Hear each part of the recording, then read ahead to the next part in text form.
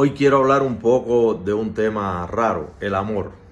Ahora que está de moda toda esta tendencia de una búsqueda, de una sustitución del humano por una entidad suprahumana, una inteligencia artificial o un transhumano que resuelva todos nuestros problemas, todo lo que no hemos podido resolver nosotros con nuestro instrumental cognitivo sensible. Se supone que vamos a entrar en un proceso de sofisticación de estas entidades robóticas, de estas máquinas biomecánicas con elementos, mezcla de elementos biológicos, cibernéticos, y cada vez van a ser más sofisticadas. Vamos a ver cosas que tienden al delirio.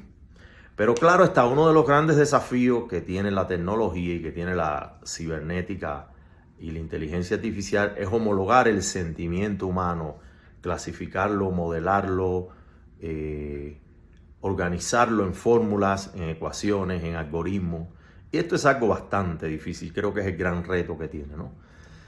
A mí me causa mucha gracia porque esto es un empeño que trae el conocimiento humano desde las eras preclásicas, ¿no? Estamos hablando de que muchos de los filósofos presocráticos ya hablaban del amor como una ecuación química, como una ecuación microfísica, del mundo atómico.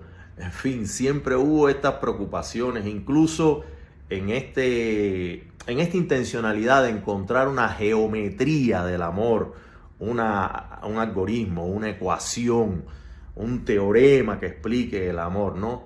Siempre hay que atravesar algunos caminos, como lo hizo, por ejemplo, Pitágoras, o como lo hizo el propio Anaximandro, como lo han hecho algunos filósofos después, ¿no? Yo voy a citar algunos así que a mí me llama la atención. Por ejemplo, esta idea de la belleza, ¿no? Este factor estético que tiene el amor. Porque cuando dos personas se atraen, confluyen, convergen, deciden compartir un destino, deciden construir su propio universo, su propia burbuja sentimental, emocional, amorosa, hay por debajo corriendo una cantidad de diálogos secretos, desconocidos, que no podemos tabular, que es imposible que podamos tabular. Claro, hay un vicio heredado. Fíjense, hablamos del amor y empiezan a sonar las alarmas. Hay un vicio heredado de la era romántica, de esa revolución del espíritu que fue el romanticismo en el siglo XIX, y de tender a recuperar el valor sentimental, emocional del corazón del amor. Pero el amor es mucho más que eso. El amor es un proceso también de la conciencia. El amor es también un proceso cosmogónico, cosmológico, matemático, microfísico, cuántico, biomolecular, endocrino, atañe al mundo de las hormonas y muchos misterios más. Hoy voy a incluso hablar un poquito de neurociencia y de algunos descubrimientos que se han suscitado recientemente que revuelcan todo este imaginario del amor, ¿no? De por qué hacemos empatía, por qué sincronizamos. Y este es un término importante, la sincronicidad, ¿no? Hay que rescatar de Anaximandro esa idea de sustancia última, de la realidad, que es el infinito y que es la unidad. Hay que partir de ahí, de que todo lo que estamos haciendo ahora es tratando de atar los cabos sueltos de un rompecabezas que teníamos disperso y que gracias a la visión sistémica no clásica hemos empezado a entender desde una holística, desde una unidad, desde un campo unitivo, desde una última realidad única que lo que hace es fragmentarse y subdividirse a conveniencia para replicarse, reproducirse y lograr nuevas existencias, pero que parte de ese campo único, ¿no? Entonces, ahí adentro también hay elementos de fuerzas y de leyes del amor. Pues llamarlo de alguna manera, no son leyes, no son reglas, no son fuerzas, son dinámicas, son estructuras, son modos conductuales, son procedimientos del mundo físico, microfísico, cuántico. ¿Por qué? Porque, por ejemplo, Einstein tenía la idea de que había una especie de fuerza amorosa que mantenía el universo unido, unificado, en concordia, en equilibrio, una estabilidad cósmica de los macrosistemas, y también que eso podía estar también rigiendo el microsistema, el mundo cuántico, el mundo de la materia atómica y subatómica, ¿no? Y así han pensado muchos físicos teóricos, así han pensado muchos biólogos moleculares y otros tipos de pensadores. Pero bueno, lo importante es esta cuestión que creo que la desarrolla un matemático, no me acuerdo si es francés o británico, Maurice Dirac, que él trata de hacer una ecuación del amor. Y es una ecuación que parte de ¿qué? De las premisas de la belleza, las premisas de la simetría, algo tan defendido por Pitágoras, por la escuela pitagórica, por ejemplo. Esta escuela gnóstica, porque esta escuela tenía un conocimiento. Por ejemplo, Pitágoras tenía la idea de que había números raros que no entraban en la matemática convencional. O sea, que la forma divina en que se nos había otorgado el conocimiento de lo mistérico y lo sagrado, que era a través de la matemática, por ejemplo, no participaba de esa numerología rara, porque esa numerología rara se encargaba de otros fenómenos y de otros procesos. No son los números convencionales como los conocemos. Este fue un conocimiento que quedó relegado porque se le atribuyó más a la metafísica, a la mística, a la gnóstica, que a la propia ciencia, ¿no? O a la propia geometría. Pero está claro, por ejemplo, en Maurice Dirac que esta idea del equilibrio, la simetría, la elegancia, la simplicidad, claro, no entendamos simplicidad como austeridad de contenido, como desamparo, como falta de densidad, todo lo contrario. Decía Victor Hugo, el escritor francés, que un gran acopio de energía, una gran economía de recursos se requería para arribar a lo simple.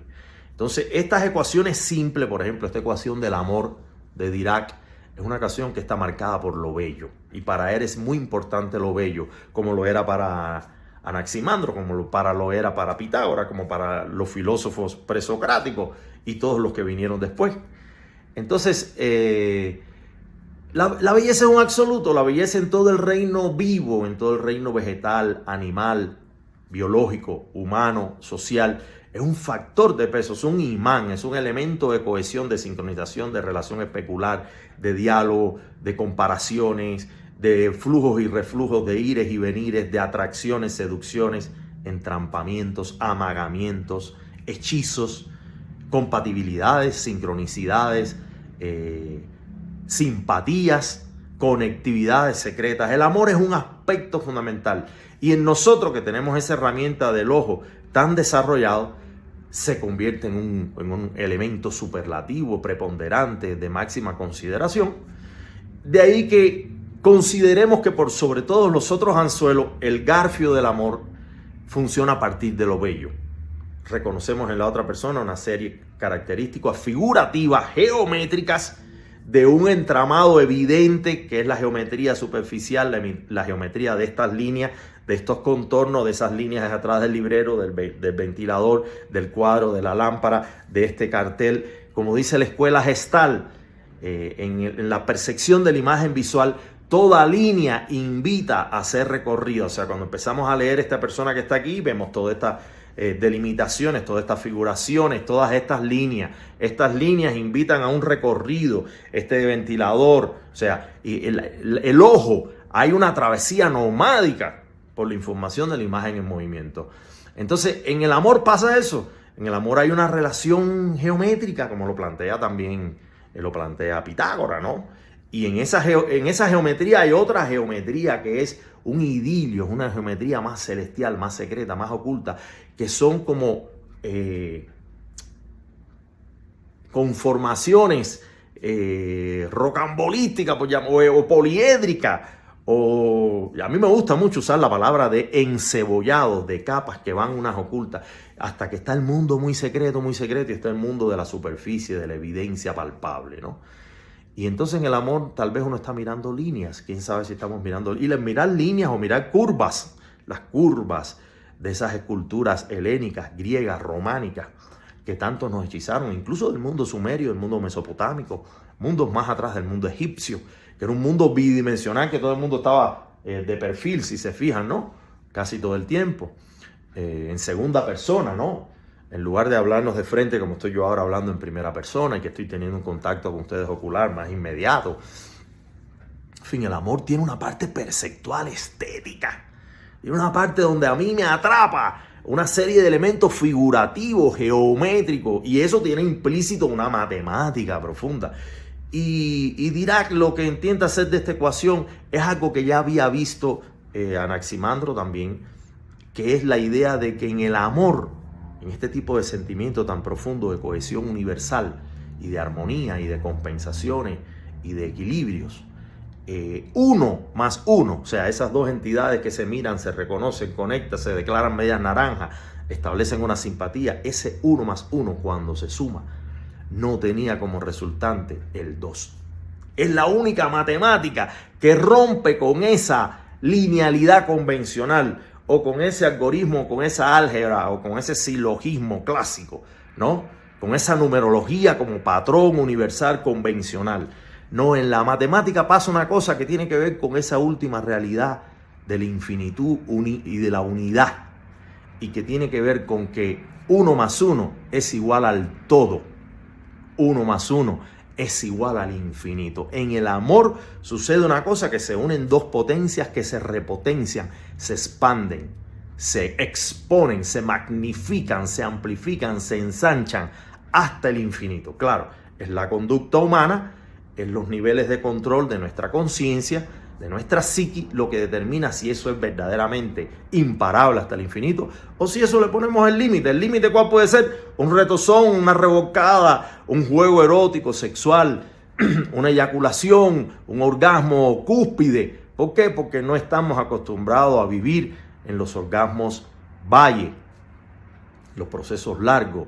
Y lo que sucede es eso, que el amor instituye una temporalidad. El amor crea un tiempo del no tiempo, el amor crea un tiempo de esa unidad última, de esa realidad última, y se mueve de una forma misteriosa, cuántica, ¿no? De mecánica cuántica, y mecánica no es una palabra que me gusta, pero bueno, de mundo subatómico, de mundo micromolecular, microfísico. Y la energía se comporta de esa manera, de una forma muy extraña. Por ejemplo, eso es lo que hace que los amantes consideren que a veces están conectados en la distancia. Eso obedece a las razones por las cuales muchas veces el amor se nos previsualiza, se nos manifiesta de una manera repentina en nuestra vida, incluso antes del propio acto de la relación, ¿no? Una vez yo en un estado de meditación recuerdo que se me insinuó una imagen de una chica. Y me sorprende, me despierto un poco desubicado, descolocado, y esta chica aparece en mi vida después, un año después, y resulta una gran historia de amor. Quiere decir que esa sensación de que el amor se mueve en el tiempo es creíble, y quiere decir que los mensajes, la información es atemporal, o está en esa unidad total donde las cosas, según tú las observes, según las detectas, según incides, según las transformas. Pero bueno, tampoco es que el amor tienes que explicarlo desde una base científica, en una base matemática, física, cuántica, biológica. El amor tiene muchos niveles de interpretación, y eso es lo que estamos tratando de hacer, ¿no? Cuando dos seres se encuentran, primero ese encuentro ocular, ese encuentro olfativo, esa sincronía de la palpitación del pecho, del corazón, esos órganos endocrinos de secreción de hormonas, el hipotálamo, la hipófisis, incluso hasta el apéndice, el hígado. Todo dialoga. Hay lo que se llama ahora, que está muy de moda en la neurociencia, la histocompatibilidad. O sea, hay un diálogo secreto entre la sangre, entre el sistema inmunológico. Hay un reconocimiento del otro, de esa simetría, de esa paridad, de esa elegancia que se construye con el encuentro de dos voluntades que están dispuestas a diluirse en una unidad, y a su vez a diluirse en una unidad mayor, que es esta realidad última. De entrar incluso en esa travesía sin pronóstico, sin avisoramiento, accidentada, esa travesía del amor que casi siempre es catatónica, que es sobreapasionada, que es hyper, que rara vez tiene la mesura, ¿no? Pero a la vez que encuentra ese sosiego, ese reposo, ese confort de la alegría, de la complacencia, de saber que uno no está tan solo en este universo, que uno ha encontrado su homólogo, su espejo, solo lo semejante busca lo semejante, porque solo lo semejante conoce lo semejante, decía Lin Yutang, el escritor chino, que a mí me gusta tanto esa frase, ¿no? Uno encuentra en el otro esa relación de espejo, uno se encuentra a sí mismo, pero uno, el sí mismo mejorado, amplificado, reactivado, exponencialmente, ilimitado, ¿no? Y con posibilidades infinitas también. Entonces el amor tiene toda esta cosa prospectiva, aventurera, de indagación también.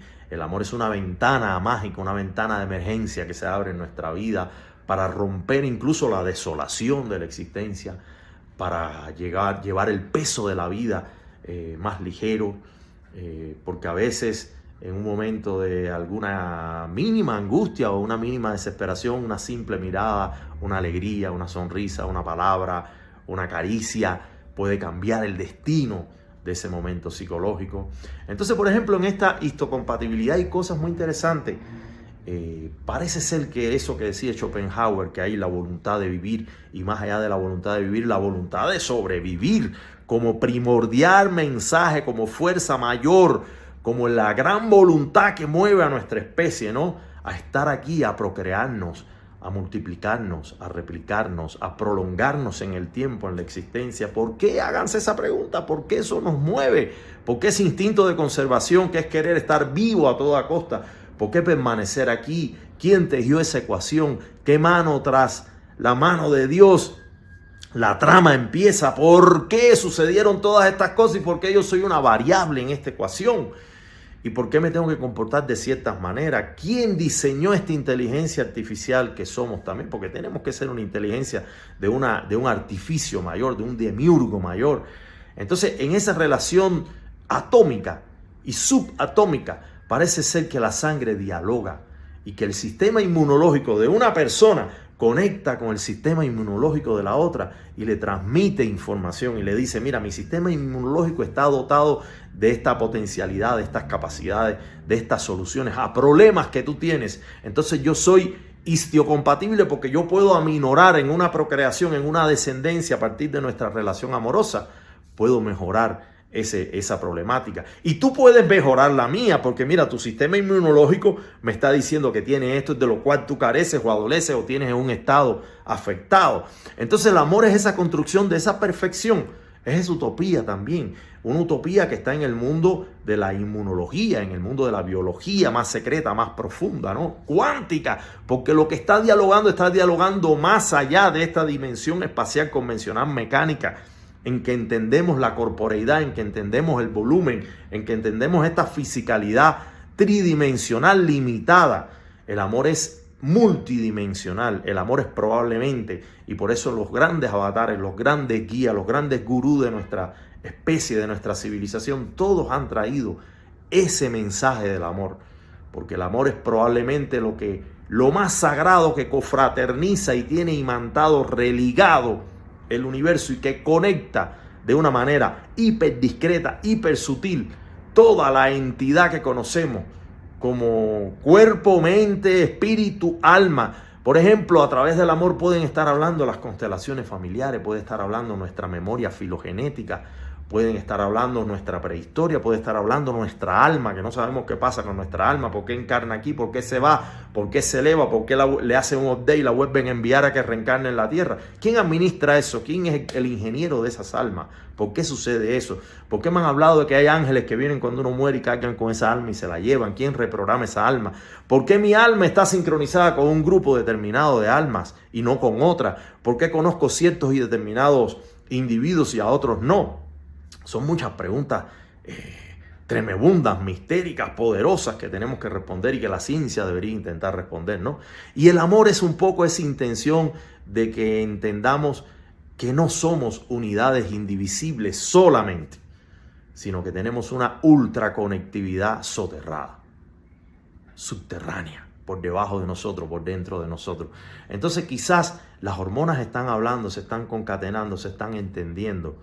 El sistema inmunológico se está entendiendo, la sangre se está entendiendo, la música del corazón se está entendiendo, la memoria de nuestros antepasados se está entendiendo, la constelación familiar están hablando. A lo mejor venimos de otras vidas, esos dos seres que nos encontramos, y estamos reconectando, estamos relinkeando. Entonces es todo muy mágico, aunque pretendamos modelarlo matemáticamente, aunque la cibertecnología intente en algún momento crear un algoritmo para que se produzca el amor es tan multifactorial, es tan multicomplejo, que será lo último que programamos modelar, matematizar, llevar a una ecuación, llevar a una instrumentalización de la tecnología. Por eso hay que defenderlo, por eso hay que custodiarlo, porque probablemente sea la fuerza motora más importante. Pero también tiene ese componente macabro de tener que reconocer y aceptar que como especie lo que estamos ponderando lo que estamos defendiendo a través del amor es nuestra sobrevivencia, es nuestra vida, que es lo más sagrado que nos ha sido tocado. ¿Y por qué es una vida tan limitada? Porque es una vida que oscila entre 100 y 120 años como mucho. ¿Por qué es una especie martirizada eso? ¿Por qué tiene que luchar contra ese condicionamiento, contra esa finitud, inmersa y navegando y disoluta y bailando dentro de esa infinitud que es la última realidad, que es ilimitada y que es el todo y que es la unidad? Qué raro, ¿no? Qué rara sensación tener que aceptar que el sentimiento más puro que nos empuja a vivir, que es el amor, también está condicionado por esa permanencia de la existencia física en la tierra, de que queremos como especie tener descendencia, procrear, dejar una huella, una perennidad, eternizarnos, porque el amor es eso, es el desafío más contundente que tenemos para y contra la eternidad, para entrar en esa dimensión del siempre, para desmarcarnos de ese condicionamiento, de ese destino macabro que nos hace limitados, que nos hace ínfimos, que nos hace pequeños. Pues nada, quería decirles estas cosas porque creo que a veces nos excedemos hablando de otros temas, sobre todo de política, que últimamente me he desgastado mucho en eso. Y hay que hablar un poco del sentimiento, hay que hablar un poco de la emoción, y hay que hablar un poco de la grandeza humana en la que estamos inmersos, porque a fin de cuentas somos moléculas de ese océano efervescente y ebulliente. Que viva la vida, que vive el amor, y cuidado con las máquinas.